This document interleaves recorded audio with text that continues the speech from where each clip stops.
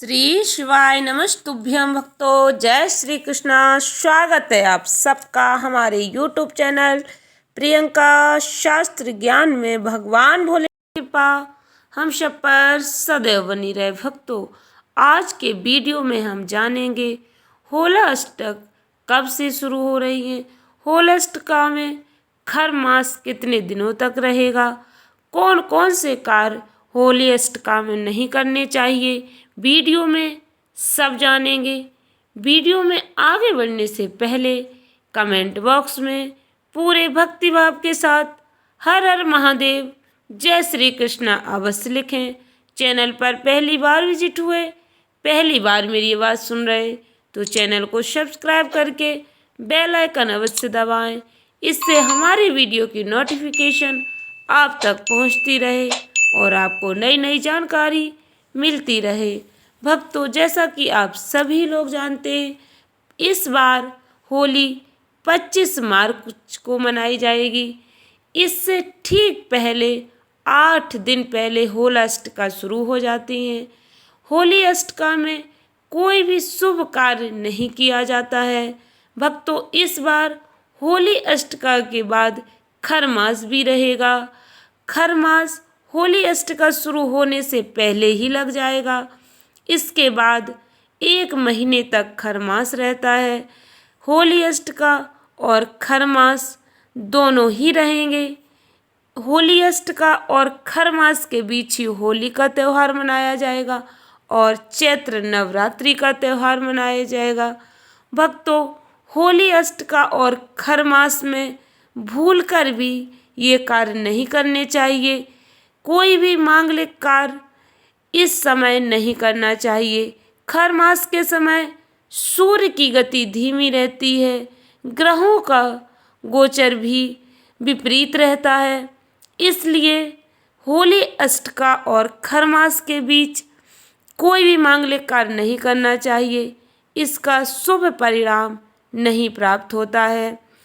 कौन कौन से शुभ कार्य, मांगलिक कार्य जिन्हें नहीं करना चाहिए, जैसे कि गृह प्रवेश, मकान का निर्माण। आप नया मकान बनाने की सोच रहे तो आप खर मास में नया मकान निर्माण ना करें। आप जो भी कार्य करना चाहते हैं उसे खर मास शुरू होने से पहले ही कर लें।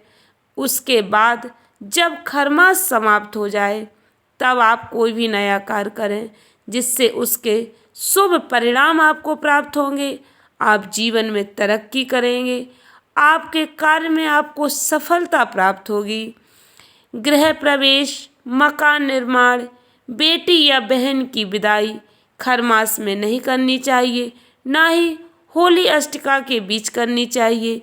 यदि आप यह कार्य करने की सोच रहे हैं तो आप जल्दी ये कार्य अपने पूरे कर लीजिए। इस बार मार्च से लेकर अप्रैल तक कोई शुभ तिथि नहीं मिलेगी। होली के 8 दिन पहले जहां होली अष्टका शुरू हो जाएंगी, वहीं उसके बाद खर मास का प्रभाव रहेगा। ऐसे में मांगलिक कार्य लंबे समय तक वर्जित रहेंगे। भक्तों, इस बात का आप विशेष ध्यान रखें। आप जो भी मांगलिक कार्य करना चाहते हैं उसे आप खर मास शुरू होने से पहले ही कर लें या फिर खर मास समाप्ति के बाद करें। होली के 8 दिन पहले से होली अष्टका की शुरुआत हो जाएगी। इसमें मांगलिक कार्य करने की बिल्कुल मनाही होती है। इसके साथ ही भक्तों, होली अष्टका और खर मास में आप भूलकर भी कोई मांगलिक कार्य ना ही करें। ऐसा हमारे शास्त्रों में भी वर्णन मिलता है।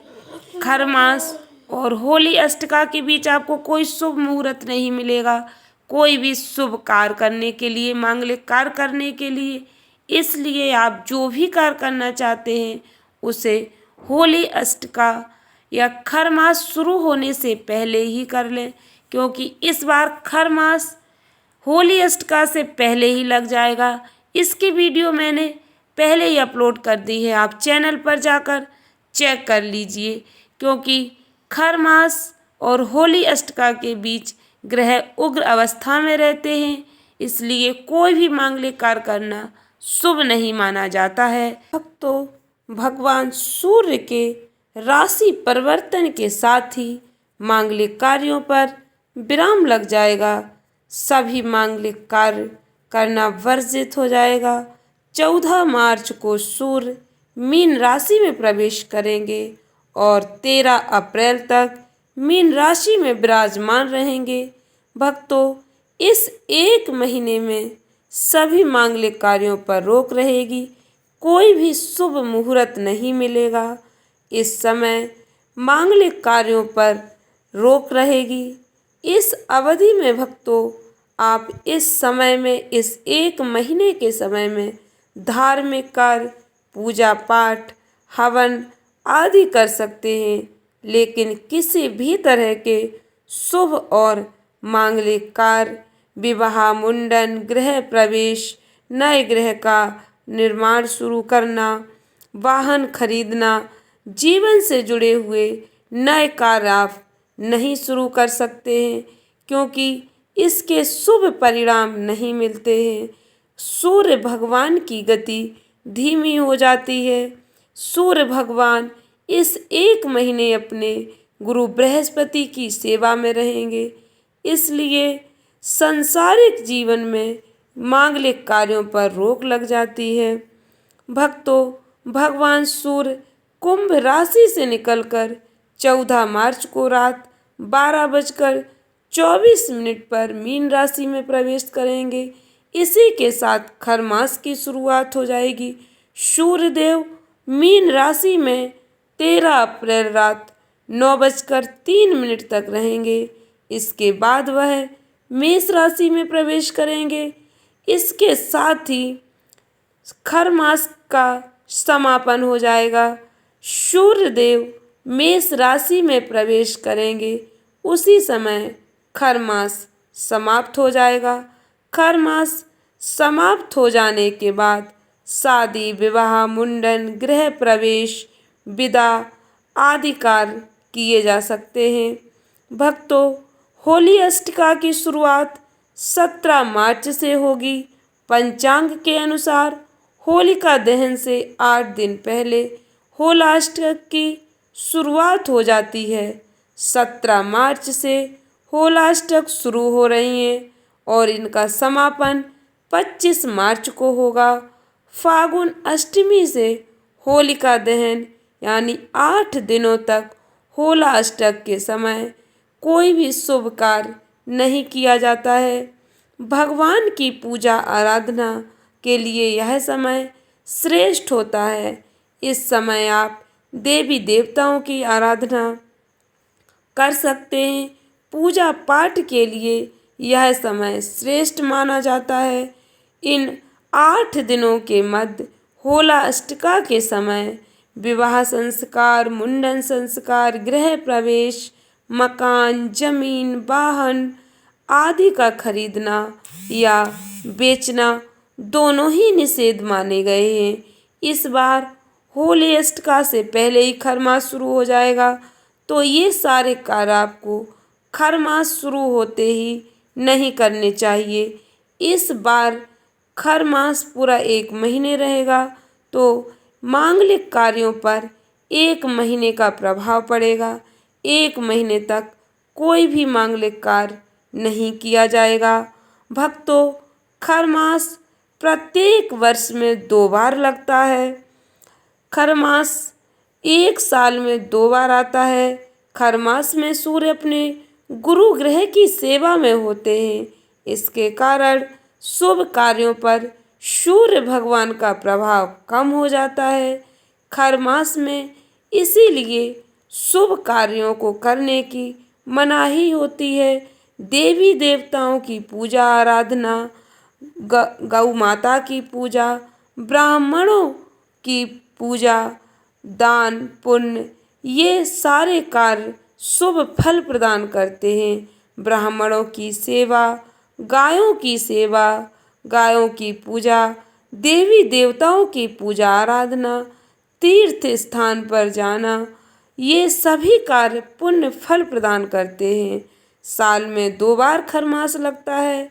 एक बार जब सूर्य भगवान धनु राशि में प्रवेश करते हैं और दूसरा भक्तों जब सूर्य भगवान मीन राशि में प्रवेश करते हैं। खर मास के समय होली अष्टका के समय सूर्य भगवान की पूजा आराधना का विशेष महत्व रहता है। खर मास के पूरे 1 महीने सूर्य भगवान की पूजा आराधना का शुभ फल प्राप्त होता है। सूर्य भगवान को नियमित जल समर्पित करना चाहिए। सूर्य भगवान का आपको जो भी मंत्र याद है उस मंत्र का उच्चारण जल समर्पित करते समय अवश्य करें। ओम सूर्य देवाय नमः, ओम आदित्याय नमः, ओम घृणी सूर्याय नमः आदि मंत्रों का स्मरण अवश्य करें। भगवान सूर्य देव को जल समर्पित करने से आपके ग्रहों की स्थिति सही बनी रहती है, जीवन में आ रही परेशानियां दूर होती हैं। भक्तों खर मास के समय कौन कौन से कार्य नहीं करने चाहिए, ध्यान से सुन ले एक बार और। खर मास के समय शादी विवाह, नए घर की शुरुआत, नए बिजनेस व्यापार की शुरुआत, मुंडन, गृह प्रवेश, सगाई, बेटी या बहू की विदाई, मुंडन जैसे कार्यों पर रोक रहती है। खर मास में नए वाहन भी नहीं खरीदने चाहिए। घर, प्लॉट, रत्न, आभूषण आदि भी नहीं खरीदना चाहिए। भक्तों ये कार्य आपको यदि करना है तो खर मास शुरू होने से पहले ही कर लीजिए या फिर खर मास समाप्त होने के बाद करें। आप कौन कौन से कार्य कर सकते हैं खर मास के समय? दान, जप, तप, गुरु, गाय और साधु सन्यासियों की सेवा, तीर्थ यात्रा, भगवान सूर्य देव को जल समर्पित करना, ये सारे कार्य करने से शुभ फलों की प्राप्ति होती है, जीवन में आ रही परेशानियां दूर होती हैं। भक्तों इस बार खर मास में ही होली और चैत्र नवरात्रि का त्यौहार मनाया जाएगा। नवरात्रि, होला अष्टक और होली जैसे त्यौहार खर मास के समय ही पड़ रहे। ऐसे में कोई भी धार्मिक कार्य, पूजा पाठ, हवन आदि आप कर सकते हैं, लेकिन किसी भी प्रकार के शुभ और मांगलिक कार्य नहीं किए जाएंगे। धार्मिक मान्यता है भक्तों खर मास के समय सूर्य देव बृहस्पति की राशि में प्रवेश करते हैं, अपने गुरु की सेवा पर ध्यान केंद्रित करते हैं। इससे सांसारिक कार्यों पर सूर्य देव का प्रभाव कम हो जाता है। ऐसा कहा जाता है इस कम प्रभाव की वजह से ही खर मास के समय किए गए कार्य शुभ फल नहीं प्रदान देते, शुभ फल नहीं प्रदान करते हैं, शुभ कार्य अधिक सफल नहीं होते हैं, कहने का तात्पर्य है। इसीलिए इस समय कोई भी शुभ कार्य नहीं किया जाता है।